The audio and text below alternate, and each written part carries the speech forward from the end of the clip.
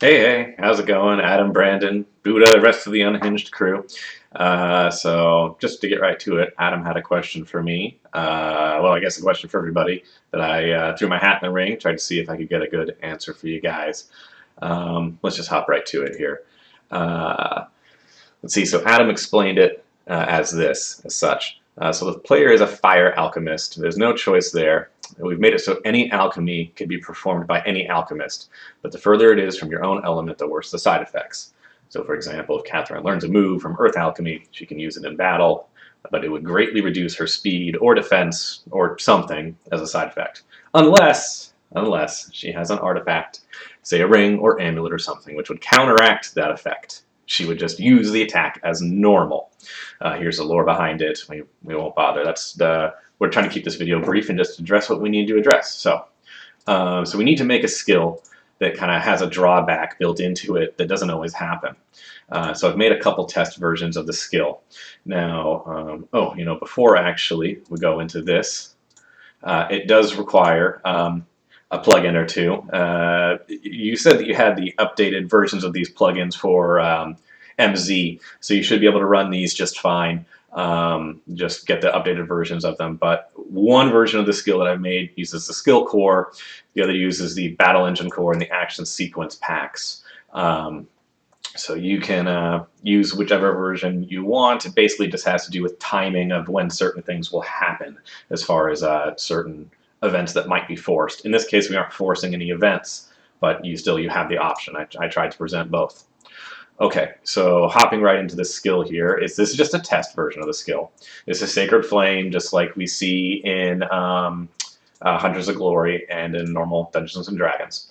Okay, but in this case, we've modified it slightly. So we've done two things. First, we've added this common event here, Sacred Flame Debuff. Now, this is like Adam was saying earlier, we want to have that drawback, right? Greatly reduce speed, defense, something as a side effect.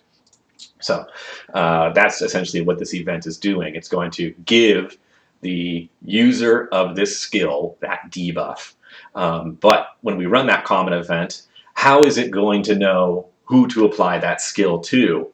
A common problem that people run into in RPG Maker skill making is how to call back to the actor who just used a skill in battle.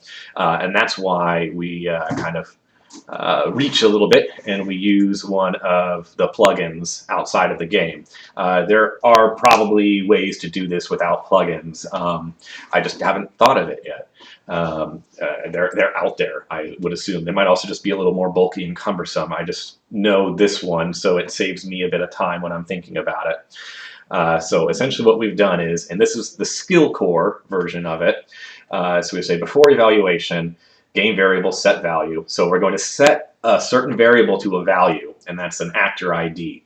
So whoever just used this ability, now variable number 20 is going to be set to that user's actor ID. So you'll see what we have here in this example I have set up. So it's going to run this common event after it sets the user's actor ID. It always does the common events after, kind of usually, always after running the rest of the damage stuff in the skill. So it will already have this value set before it runs that common event. So now going to the common event that will run here, Sacred Flame Debuff. Now what we have here is a little bit of conditional branching trees. So just looking at this very first one here, when the Sacred Flame Debuff event is used. So this is when anybody uses the skill.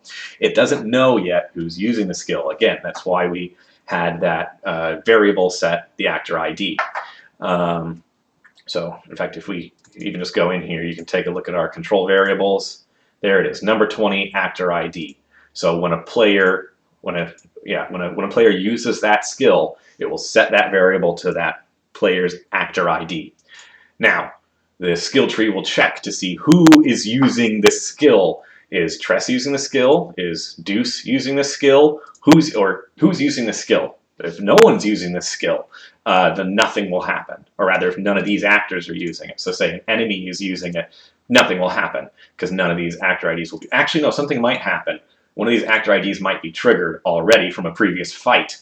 So it might be a good idea maybe at the very end of this to just reset the actor ID to 0. Oh, see, it's a good thing we totally thought about that, right? Okay, so we'll just do that at the very end of this event as well. But I'm getting a little bit ahead of myself. Okay, so first it checks to see who the actor ID is.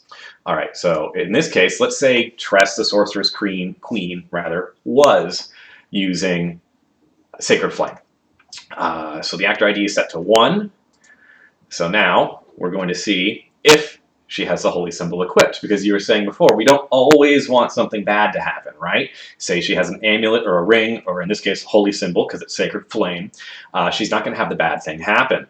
So again, it checks, okay, Tress used it. Now it's going to check to see if she has the cool item. If she has the cool item, then nothing happens. There's no debuff. She's totally fine.